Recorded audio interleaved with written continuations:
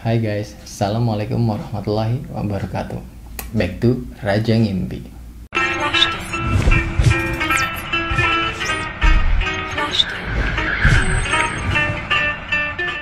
Di tengah kondisi yang kurang mengenakan ini, pastinya teman-teman juga selalu mendengar berita-berita yang semakin membuat kita parno. Nah, mudah-mudahan video ini bisa bawa teman-teman semua untuk sedikit melupakan masalah yang ada. Dan gue juga mau ngajak teman-teman untuk ngimpi. Kira-kira teman-teman kalau misalnya disuruh ngimpi bahas masalah apa ya yang seru?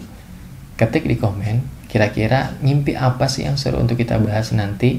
Tapi jangan lupa juga subscribe-nya guys. Nah, untuk kali ini gue mau ngebahas mimpi gue tentang sebuah negara yang diisi sama musisi semua. Jadi gue bilang ini Republik Musisi. Kenapa musisi? Karena cenderung kalau musisi itu dikenal sama masyarakat. Terus dia punya basis massa yang besar. Dan kalau misalnya kita lihat sekarang, anggota DPR, terus yang parpol juga banyak dari musisi. Lebih mudah untuk menarik suara kalau misalnya mereka datang dari kalangan musisi. Nah, kira-kira kalau menurut mimpi gue, musisi-musisi yang udah gue pilih ini akan sesuai nggak sama pilihan teman-teman juga? Gue akan jabarin satu-satu draft pemerintahan yang udah gue susun. Dan ini cuma ngimpi ya guys. Jadi ini cuma ngayal-ngayal doang supaya jadi hiburan kita aja. Oke, dimulai dari presiden. Musisi yang gue pilih untuk menduduki jabatan presiden di Republik Musisi ini, kayaknya gak ada pilihan lain selain Iwan Fals deh. Ya nggak? Kalau misalnya teman-teman gak setuju, coba kasih masukan di komen ya. Jangan lupa. Kenapa gue pilih Iwan Fals? Karena menurut gue dari Sabang sampai Merauke, siapa yang gak kenal Iwan Fals? Kayaknya karya beliau udah mulai dari tahun 80 atau 90-an. Gue juga kurang terlalu paham, gak terlalu ngikutin banget dulu. Tapi berjalannya waktu gue tahu karya-karya beliau seperti apa, dan kebanyakan emang mengkritisi pemerintah. Jadi rasanya kalau beliau menjadi seorang presiden, beliau akan menjadi seorang yang visioner dan merakyat banget. Ya enggak? Lanjut ke wakil presiden. Sosok musisi yang tepat menurut gue untuk menemani seorang Iwan Fals adalah Ebit G.Ade. Nah, soalnya presidennya kan udah menggebu-gebu nih, semangat banget nih, visioner banget. Nah, kayaknya menurut gue untuk menjadi seorang wakil presiden itu harus dicari yang memiliki karakter agak sedikit beda. Nah, Ebit G.Ade orangnya tenang. Beliau itu menyampaikan sesuatu dengan kata-kata yang penuh makna. Jadi akan ada berbeda pendekatan yang dilakukan ke rakyat seandainya dua orang ini menjabat, yang satu jadi presiden dan yang satu menjadi wakil presiden. Makin seru kan? Presiden udah, wakil presiden udah, kita masuk ke jajaran menteri.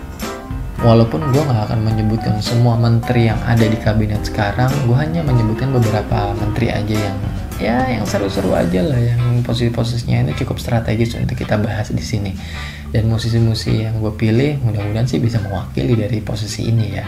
Yang pertama, Menko Polhukam. Gue pilih Kakak Slank untuk menempati posisi ini. Dikenal dengan musisi yang lantang menyuarakan idenya, rasanya Kakak Slank cukup pas untuk mengisi posisi Menko Polhukam. Terus Menteri Kelautan. Di posisi ini, musisi yang gue pilih adalah Jering SID. Beliau selalu lantang bersuara untuk menolak adanya reklamasi laut. Jadi rasanya sosok ini sangat pas lah untuk menjadi Menteri Kelautan untuk menyelamatkan laut-laut yang ada di sini. Yang ketiga, Menteri Pertahanan. Gue pilih di sini Bagus Netral. Bukan gara-gara apa, karena penampilannya yang gahar dengan kumis sama jenggotnya tuh kebayang gak? Orang baru ngeliat dia aja udah takut. Jadi ya pas lah untuk posisi ini untuk menyelamatkan negara dari serangan-serangan luar. Nah, untuk posisi ini lumayan seru, Mendagri. Dan gue pilih musisi Ahmad Dhani. Gue pilih Ahmad Dhani, semoga dia bisa merubah birokrasi-birokrasi yang ada di negeri ini berubah menjadi lebih baik lagi dengan tatanan-tatanan pola pikir dia. Lanjut di Menteri Luar Negeri, gue pilih Agnes Monica. Secara dia mungkin ya ada beberapa artis yang eksis di luar negeri, tapi gue rasa Agnes Monica yang paling menonjol di antara semuanya. Jadi untuk relasi-relasi hubungan ke luar negeri, Agnes Monica bisa lah melakukan itu. Posisi Menteri Agama, gue pilih Bimbo. ya lewat syair-syair lagu rohaninya rasanya beliau bisa meneduhkan semua umat beragama agar tercipta sebuah kerukunan bermasyarakat. Sekarang Menteri Keuangan. Posisi ini lumayan sentral dalam sebuah pemerintahan dan gue memilih Bunda Maya untuk ada di posisi ini karena dibutuhkan seorang sosok yang bisa mengatur keuangan yang baik, dan rasanya gue kalau ngeliat Bunda Maya bisa lah dia untuk mengatur keuangan supaya Republik Musisi ini bisa berjalan dengan baik. Dan selanjutnya Menteri Pendidikan dan Kebudayaan. Untuk di posisi ini gue pilih musisi Eyang Titiek Puspa. Ya kita udah nggak usah berdebat lagi lah mengenai apa yang telah dilakukan untuk perjuangan anak-anak di negeri itu. Jadi rasanya Eyang Titiek Puspa bisa membuat ide-ide atau terobosan yang bisa membuat anak-anak semakin maju, terus pendidikan kita juga semakin maju, tidak tertinggal lagi, apalagi dalam sektor kebudayaannya. Jadi semangat ya Eyang. Di Menteri Kesehatan gue pilih musisi Tompi. Kayaknya untuk musisi nggak ada lagi ya yang berprofesi sebagai salah satu praktisi kesehatan atau kedokteran. Yang gue tahu, kalau misalnya teman-teman tahu coba nanti masukin di komen lah, siapa tahu bisa kita otak-atik lagi nih posisi kabinet ini. Dan belakangan ini juga Tompi udah mulai masuk ke ranah politik, jadi beliau pun ada ketertarikan di dunia politik. Pas lah untuk di posisi ini. Dan Menteri Sosial gue pilih musisi Dik Doang. Dik Doang udah punya sebuah tempat yang menaungi banyak anak jalanan dan lebih cenderung ke kegiatan-kegiatan sosial kayaknya sekarang.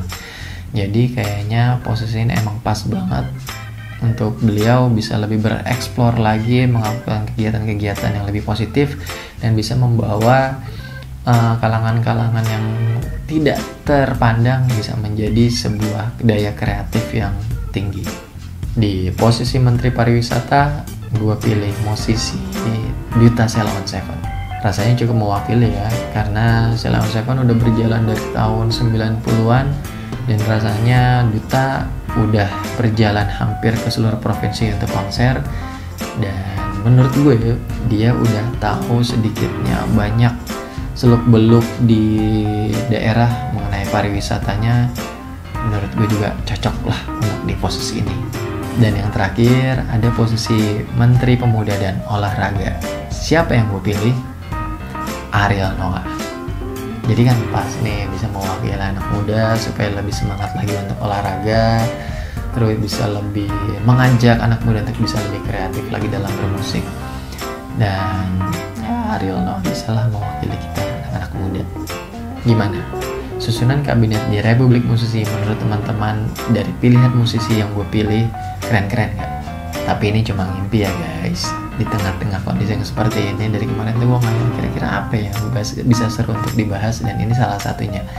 Mudah-mudahan bisa ngibur teman-teman. Terus masukan-masukan apa aja buat teman-teman tolong ketik di komen. Ngimpi apa selanjutnya yang bisa kita bahas, teman-teman juga bisa ketik di komen.